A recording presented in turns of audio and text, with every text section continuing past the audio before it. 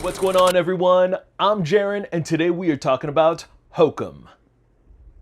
In this story, we follow a writer who visits an Irish inn to scatter his parents' ashes, unaware that the property is said to be haunted by a witch. As a horror fan, it does take a lot to get under my skin, and I think last year it was Osgood Perkins' Keeper that kind of fucked me up. I mean, I found myself like looking over my shoulder as I walked to the car at night. When I got home, I had the urgency to like flip on all the lights because some of the shadows in the corner started to play tricks on my eyes. When I'm getting home late, I have a tendency to not turn on all the lights because I don't want to wake everybody else up in the house, and to get to my room, I have to go down this narrow hallway, so I try to just keep my eyes ducked down and onto the floor so I'm not peering down into the hallway, because there is another room next to mine that is just, sometimes the door is open and it just starts to freak me out.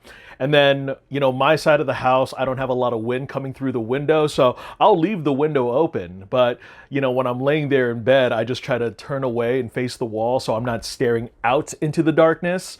And, you know, I do have a little bit of a, like, bedside lamp that I end up turning on. I can put it on like a dimmer setting, but when I know a horror movie has really got me, those things will happen with me. And I gotta say, Damian McCarthy's Hokum, that one did a number on me. You son of a bitch, you did it again.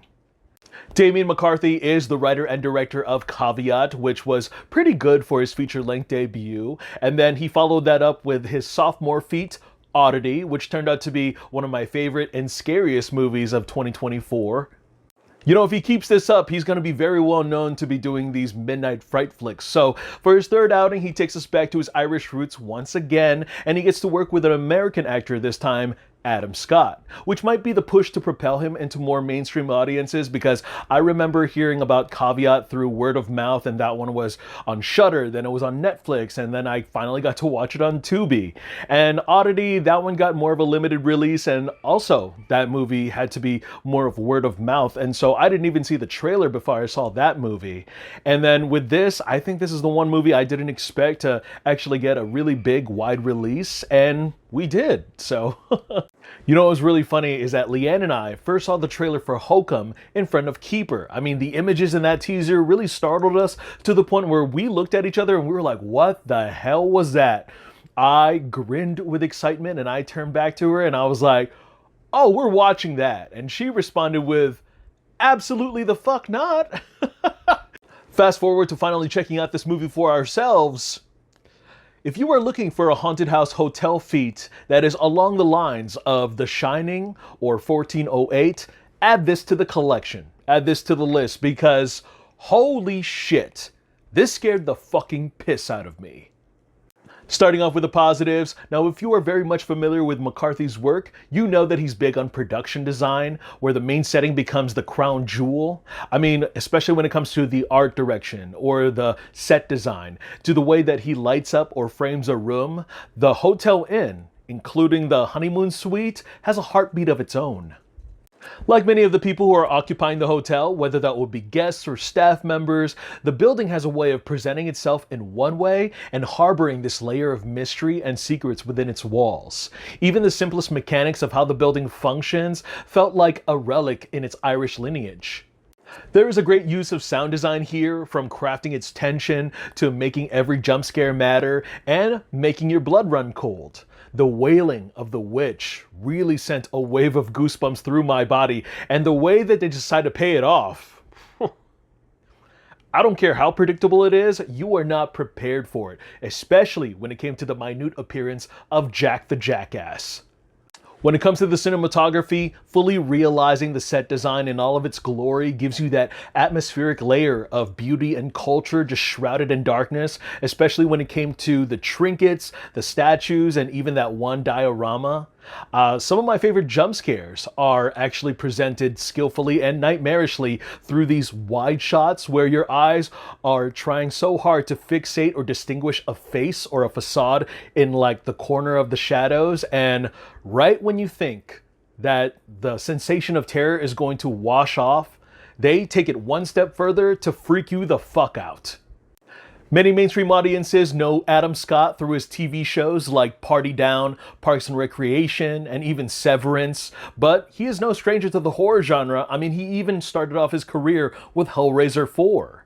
And here he gets to play a writer named Alm Bauman, who is purposefully and unbelievably unlikable in many ways than one. I mean, there's even an interaction between him and a bellboy that, for someone like me who does work in the hotel and have to deal with very particular guests, his interaction made my blood boil. Majority of the story is being driven through him, so unlike John Cusack in 1408, there are sections where is inaudible. And that becomes a challenge in itself because not only is he an asshole, but there are moments where he is just pushing the audience away by not being open to his thoughts and feelings. And actions speak a lot louder than words, especially when it comes to the point in the movie where he's scattering the ashes of his parents, and the way that he does it easily told me of the kind of relationship he had with both his mom and dad. There are sequences, particularly in the honeymoon suite, where he makes some very questionable decisions, but other than chucking that up to terrible characterization or a ploy to drive the plot forward, you really start to understand why he chooses to do the things that he does.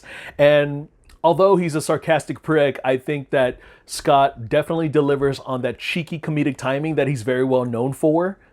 This is not the kind of horror movie that goes for a body count, but I was genuinely surprised with the amount of side characters that impacted the main narrative, and it really just keeps the pacing moving opposed to another art house slow burn.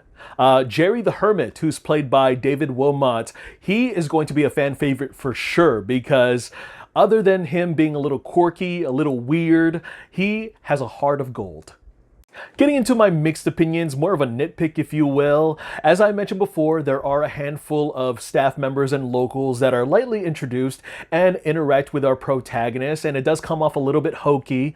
Some of the characters kind of come and go, and when shit hits the fan, they are never brought back into play, which kind of feels like a wasted opportunity.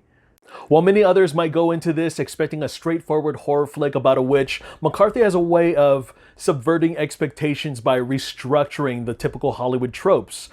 I mean, there is a mystery and a conflict that challenges the marketed plot, and while many people might see that as overstuffed, I thought it was rather genius. It is a recycled signature that McCarthy has been known to be praised for, but while it does sacrifice a lot of time spent fleshing out the supporting ensemble, it balances the engagement of both agendas working as one story, and I think it keeps things flowing naturally to a point where you could be occupied with your suspicion of one character's motivation, and then it does give an opportunity for something supernatural or visually harrowing to catch you off guard. There are various themes that are lightly hidden between the lines that I would love to explore on multiple viewings. If some of the more shocking and haunting images don't jolt you out of your seat, they are going to stick like gum on your subconscious far after you've left the theater. Overall, I haven't felt this embarrassed screaming out loud and in unison with my other half in a theater in a very long time. I mean, what's crazy is that some of the scares, they're in the trailer, and while I kind of had a feeling they were coming up on the screen, I still jumped out of my seat. It was that effective. I'm still debating if I like this more than Oddity, but Hokum is one of my favorite movies this year. A few things that are for sure. I mean, one, Adam Scott, I hope to see this guy in more horror movies, and two, Damian McCarthy. I cannot wait to see what insane and twisted idea you have cooking for your next project. Alright, that's all I got to share about that movie. Go ahead and check it out. I've already seen it twice. I'm Jaren Agbanawag. I want to thank you guys again for taking some time out of your day to hear me talk some movies. Look forward to more reviews, and I'll see you guys at the theater. Take care.